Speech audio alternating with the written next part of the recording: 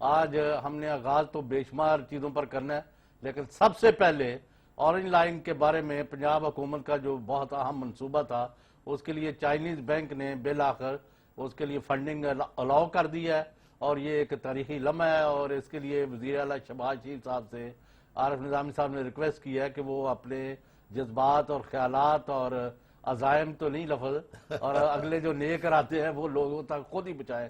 میاں محمد شہباز شریف، السلام علیکم۔ جی وعلیکم السلام، کیا حال ہے چودھری غلام حسین صاحب، آپ ٹھیک ہیں؟ جی الحمدللہ بالکل ٹھیک۔ پچھلی دفعہ جب آپ پروگرام میں آئے تھے تو سوشل میڈیا میں ایک اکاؤنٹ میں 2 لاکھ کے قریب، کئی دوسرے اکاؤنٹوں میں لاکھوں کی تعداد لوگوں نے آپ کا شو دیکھا، تو انہوں نے کہا کہ میاں صاحب کو دوبارہ ریکویسٹ کریں کہ وہ اپنے خیالات آگے نا آج نہیں تو یہ تو ایسے چونگا ہے ذرا، مطلب اصلی پروگرام پھر رکھنا ہے۔ اچھا میاں صاحب، یہ آپ کو بہت مبارک ہو، یہ قرضہ جو ہے اس کی کوئی تفصیل بتائیں، یہ کیسے آپ نے اس کو حاصل کر لیا، کیونکہ یہ ہے بڑے لو انٹرسٹ ریٹ پہ، اور جیسے کہ آپ نے خود بھی آج اظہار کیا کہ یہ اس ریٹ پہ قرضہ جو ہے اس کے بہت سارے خواہش مند ہوتے ہیں لینے کے، تو یہ کس طرح آپ کی کاوشیں کامیاب ہوئی؟ کیونکہ اس کو جیسے آپ نے خود کہا کہ اس کو سیبوٹاج کرنے کی بھی بڑی کوشش کی گئی۔ جی عارف صاحب بہت شکریہ۔ الحمدللہ اللہ تعالیٰ کا لاکھ لاکھ شکر ہے کہ آج چائنا کے ایگزم بینک نے اورنج لائن کا جو قرضہ ہے اس لون کو انہوں نے آج افیکٹو کر دیا ہے، they have declared it effective today، اور یہ بہت بڑی اچیومنٹ ہے الحمدللہ، اس حوالے سے کہ میں پہلے بتا چکا ہوں کہ یہ اورنج لائن جب انشاءاللہ مکمل ہوگی 2017 کے اینڈ میں، تو ڈیلی 2.5 لاکھ لوگ اس پر سفر کر سکیں گے from one end to the other, 2.5 lakh لوگ روزانہ، اور میٹرو بس کے اوپر اس وقت 1.5 لاکھ لوگ روزانہ سفر کرتے ہیں۔ تو جب یہ دونوں جو لائنز ہیں، جب وہ ایم اے کالج کے قریب جب یہ ایک دوسرے کو اپنا جوائن کریں گی، تو اس سے جو لوگ سفر کریں گے ایک دوسرے ٹرینز پہ جب وہ ٹرانسفر ہوں گے، تو اس سے لوڈ اور بھی بڑھے گا۔ تو میں یہ سمجھتا ہوں کہ قوم کی دعائیں اللہ تعالیٰ نے قبول کی، یہاں پر سیاسی مخالفین نے جو کچھ بھی اس کی مخالفت کی، وہ میری مخالفت نہیں کر رہے تھے، وہ نواز شریف کی مخالفت نہیں کر رہے تھے، بخدا وہ اس ملک کے غریب لوگوں کے، عام آدمی کی جو حالت زار ہے اس کا وہ مذاق اڑا رہے تھے، وہ غربت کا مذاق اڑا رہے تھے۔ خود وہ پجیرو اور مرسڈیز اور جہازوں پہ بیٹھنے والے، ان کو کیا علم کہ غریب آدمی کی زندگی کے اوپر کیا بیتتی ہے، اس کو 2 اینڈز میٹ کرنے کے لیے کیا پاپڑ پیلنے پڑتے ہیں۔ میاں صاحب یہ بتائیں کہ جو یہ وہی لوگ ہیں جو لٹریری فیسٹیول کیا ہے، جنہوں نے لاہور میں جو اس کی مخالفت کرتے ہیں؟ لٹریری فیسٹیول میں ان کو کوئی دوش نہیں دوں گا، میں ان لوگوں، میں پولیٹیکل جو پارٹیز ہیں، پی ٹی آئی، پیپلز پارٹی، کیو لیگ، انہوں نے غریب عوام کی مخالفت کر رہے ہیں، غریب عوام کی، وہ ایک بیوہ کی، ایک گھروں میں برتن صاف کر کے رزق حلال کما کر اپنے یتیم بچوں کا پیٹ پالنے والے خاندان کی مخالفت کر رہے ہیں۔ وہ ایک پیشنٹ، ایک مزدور، ایک طالب علم، ایک ٹیچر، جنہوں نے ہسپتالوں میں، اسکولوں میں، کالجوں میں، فیکٹریوں میں ٹائم پر پہنچنا ہے، یہ ان کے جو رزق کا اس کا قتل عام کر رہے ہیں یہ لوگ۔ لیکن میاں صاحب یہ جو کہا جا رہا ہے بار بار کہ اس سے، حالانکہ یونیسکو کی کل ٹیم بھی آئی ہوئی تھی، کہ اس اورنج لائن سے لاہور کا جو تاریخی اثاثہ ہے وہ تباہ ہو جائے گا، شالامار باغ جو ہے اس کو خطرہ پیدا ہو جائے گا، یہ ساری باتیں جو ہیں، اور پھر جو کچھ لوگ جا کے کورٹ سے جا کے بھی آرڈرز لانے کی کوشش کی ہے، اس سے لگتا ہے یہ منصوبہ جو ہے اگر بن بھی گیا تو تاخیر بھی ہوگی اور عام ٹیکس پیئر کو اس کے زیادہ پیسے ادا کرنے پڑیں گے۔ الحمدللہ ہماری پوری کوشش ہوگی اللہ تعالیٰ کے فضل و کرم سے۔ عدالت عظمیٰ میں کیس چل رہا ہے، وہ ان کا حق ہے جج صاحبان کا کہ وہ پٹیشنرز کی بات سنیں، اور ہم پوری تیاری کے ساتھ اپنا کیس آرگیو کر رہے ہیں، لیکن میں جو بات آپ کو بتانا چاہتا ہوں کہ یہ مخالفت، سیاسی مخالفت صرف اس کی ایک ہی وجہ ہے کہ یہ ملک جو ہے وہ ترقی نہ کرے، غریب آدمی کو، ایک بچی کو، ایک ماں کو، بہن کو باوقار اور عزت کے ساتھ سفر کرنے کے مواقع جو نواز شریف کی گورنمنٹ مہیا کر رہی ہے وہ مہیا نہ ہوں. یعنی سیاست کے اوپر یہ اس ملک کو دوبارہ اندھیروں میں دھکیلنا چاہتے ہیں. مگر جو آج کا جو واقعہ ہے، آج کی جو ڈیولپمنٹ ہے، میں اس کے اوپر بات کرنا چاہتا ہوں کہ ان تمام باتوں کے باوجود چین کے ایگزم بینک کا لون کو اس قرضے کو افیکٹو کر دینا، یعنی اس کا اجراء کا اعلان کرنا، میں سمجھتا ہوں کہ یہ ایک لازوال جو محبت ہے دونوں ممالک کے درمیان میں، یہ اس کی پہچان ہے، اس کا احترام ہے. اور دیکھیے یہ قرضہ ہے اور بہت آسان شرائط پر قرضہ دیا جا رہا ہے. میں پہلے بھی بتا چکا ہوں کہ 20 سال اس قرضے کی مدت ہے اور پروجیکٹ اورنج لائن مکمل ہونے کے 7 سال بعد پہلی قسط ادا ہوگی اور اس کے اوپر جو سود ہے وہ صرف 2.4% ہے. اب بتائیے کہ دنیا کا کون سا ملک ہے، یعنی جنوب اور شرق اور شمال اور ساؤتھ میں، جو کہ اس طرح کا قرضہ پاکستان کو دے سکتا ہے؟ چین کے علاوہ مجھے گنوا تو دیں دوسرا ملک. میاں صاحب مجھے معلوم ہے کہ میری آپ بات کی سن لیں، میں اگر اجازت دے دیں میں بات مکمل کر لوں. تو یہ تمام جو چیزیں کیا ایگزم بینک کو نہیں پتا تھی؟ کیا چین کی حکومت کو نہیں پتا تھی؟ ہر روز کے اخباروں کے تراشے ان کو جا رہے تھے، ان کو پہنچ رہے تھے، لیکن اس کے باوجود بھی انہوں نے عدالت عظمیٰ میں جو کیس چل رہا ہے وہ ان کو پورا اس کا پتہ ہے، اس کی پوری ان کو اس کی رسپیکٹ ہے، وہ ان کا اندازہ ہے. یہ جو سیاسی جو بونے جو اپنے غریب لوگوں کا کو استعمال کرنا چاہتے تھے وہ استعمال نہیں ہوئے. وہ لوگ وہ گریٹ پاکستانیز ہیں، ان کو ہم نے الحمدللہ مارکیٹ ریٹس پر ان کو ہم نے کمپنسیٹ کیا ہے.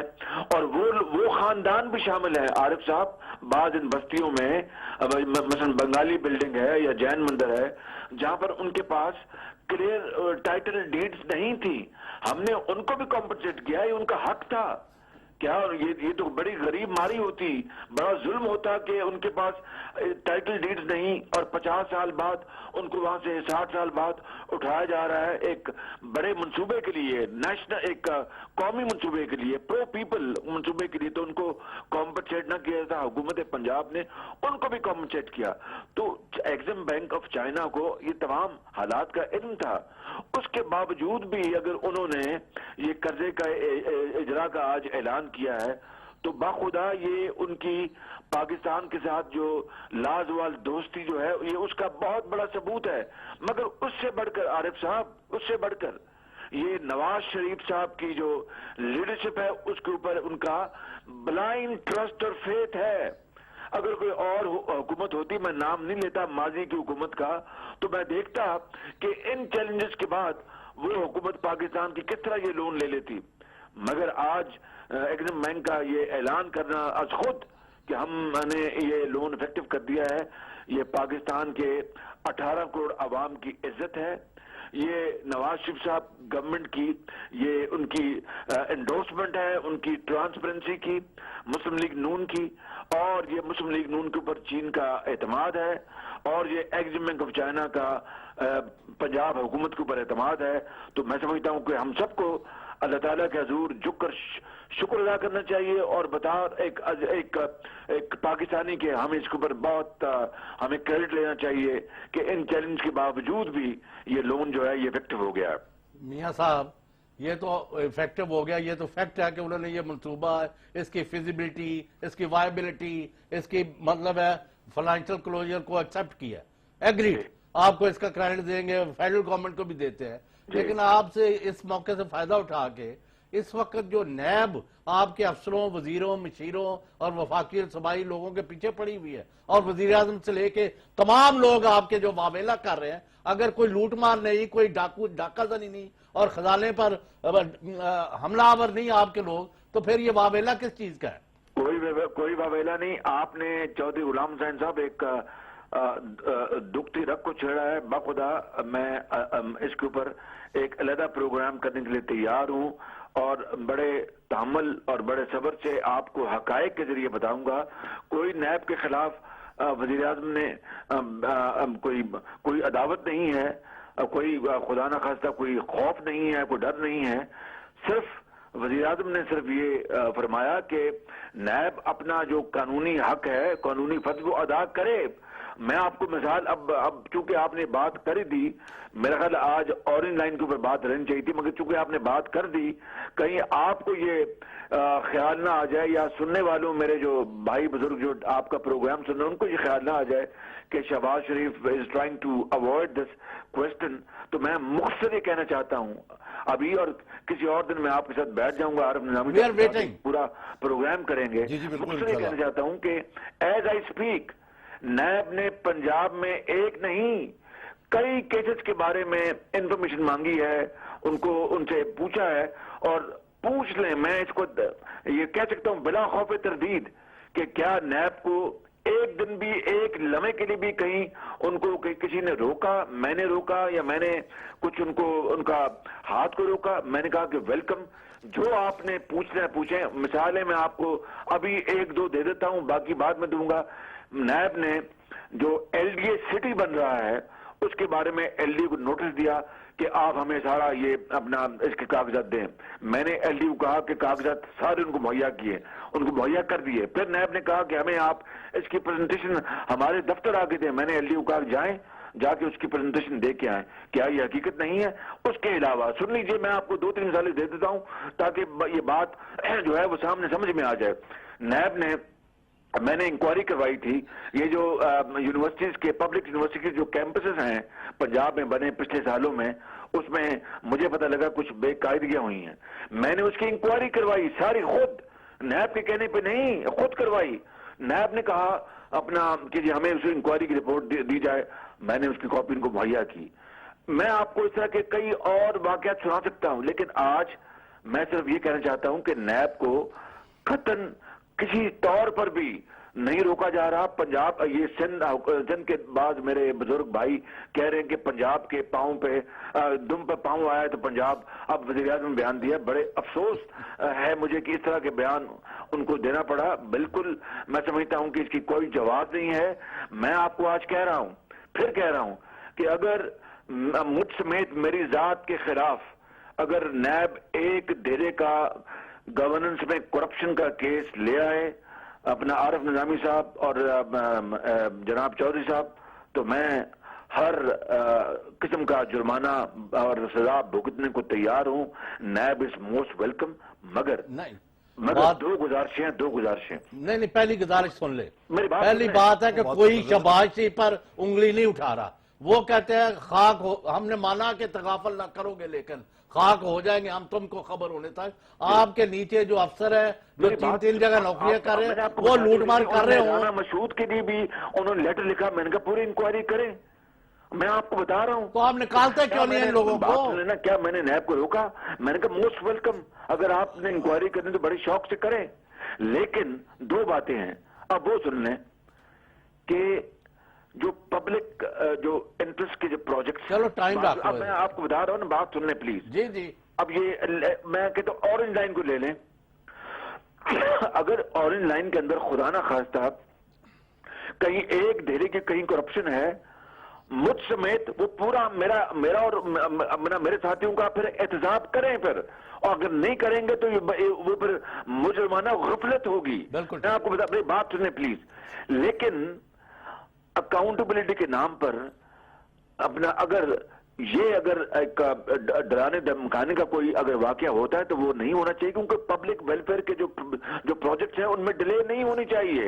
احتساب جو ہے 100% اس کو میں پوری طرح سپورٹ کرتا ہوں، انڈورس کرتا ہوں، لیکن احتساب کے نام پر اگر کہیں کوئی، میں نہیں کہتا کہ نیب اس طرح کا کام کر رہا ہے، اگر کوئی ڈرانے دھمکانے کا، کوئی خوف زدہ کرنے کا کوئی عمل ہے تو وہ نہیں ہونا چاہیے۔ ایک بات تو یہ، اور آخری بات کرنا چاہتا ہوں، اور وہ ہے بڑی امپورٹنٹ، مجھے بتائیں کہ پچھلے ہماری گورنمنٹ کو تو ہوئے نا کہ ابھی 8 سال 5 سال پنجاب گورنمنٹ میں اور 2.5 سال اب فیڈرل گورنمنٹ اور پنجاب گورنمنٹ، مجھے بتائیں کہ पिछले 5 साल जो पिछली हुकूमत थी, और उससे पिछले 5 साल जो चौधरी साहबान की हुकूमत थी, मुशर्रफ की हुकूमत थी 10 साल, क्या नैब ने एक केस उठाया उनका?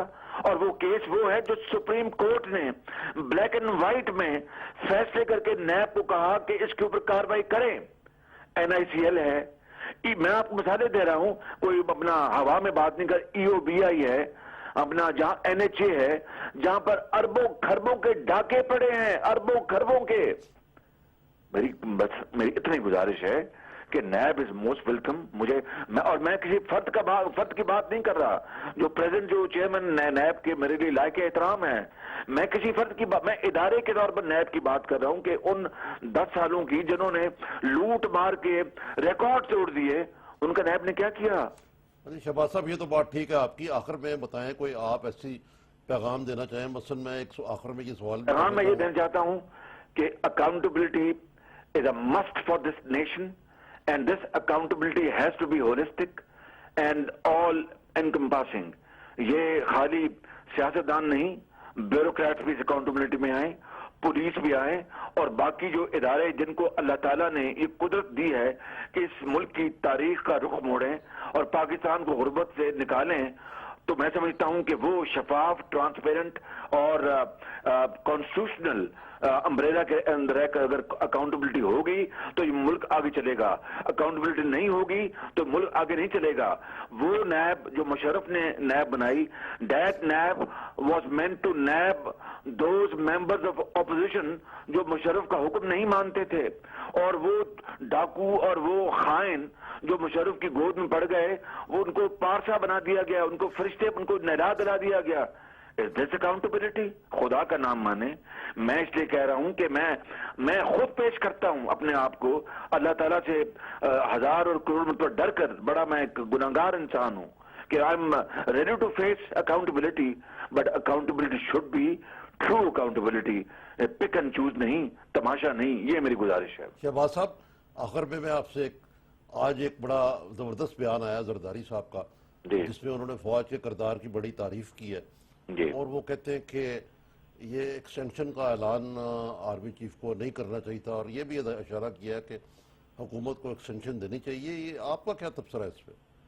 मैं जरदारी साहब ने अगर फौज की तारीफ की तो अपना देर आए दुरुस्त आए, बहुत अच्छी बात है, और हमें इसको वेलकम कहना चाहिए। ये कौमी इदारा है फौज, इनकी जो कुर्बानियां जो हैं किसी से ढकी छुपी नहीं, लेटेस्ट कुर्बानियां जो हैं वो आप ज़र-ए-अदब के हवाले से देखें तो इसमें तो अगर जरदारी साहब ने फौज के हक में बयान दिया है तो उसको वेलकम करना चाहिए। आरिफ साहब, वेलकम करना चाहिए।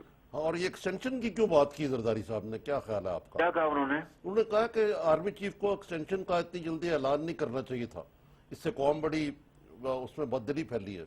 मुमकिन है एक्सटेंशन ना लेने का मुमकिन है कि जरदारी साहब को मैंने किसी महफिल में इस हवाले से बात की, वो उनको उनका मेरी बात उन्होंने सुन ली और उनको दोहरा दिया उन्होंने मेरा ख्याल। शहबाज साहब, आपका बहुत बहुत शुक्रिया और बहुत बहुत मुबारक दोबारा आपको, और आपने बहुत शुक्रिया। बड़े शॉर्ट नोटिस में वक्त दिया। ये कौम का मंसूबा है, मेरा नहीं, ये कौम का मंसूबा है, ये गरीबों का, पाकिस्तानियों का मंसूबा है।